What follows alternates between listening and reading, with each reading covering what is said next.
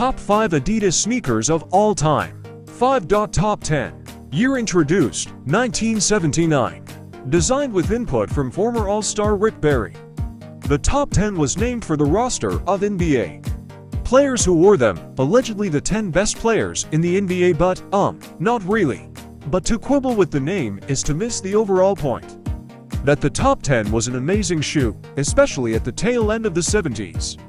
The suede toe reinforcement was a nod to the past, but the rest of the design was pure future. 4. Gazelle.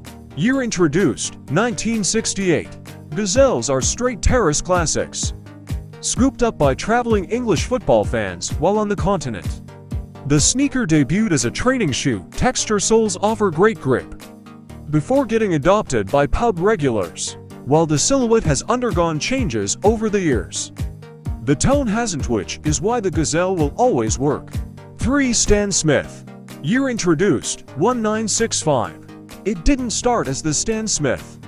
Adidas' first leather tennis shoe debuted in 1965 as the Robert Haylet, named after a French pro. It wasn't until 1971 that Smith's name was added, and it wasn't until 1978 that Haylet's name was taken off, resulting in an odd, 7-year split signature. Smith won his last titles in 1980.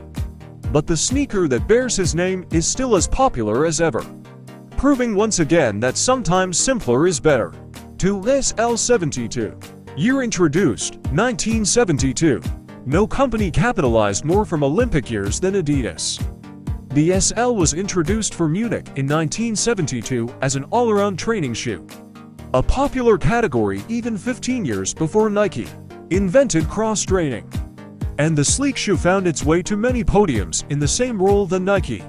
Flyknit played this past games, and like the Flyknit, the nylon and suede SL performed as good as it looked. 1. Superstar. Year introduced, 1969.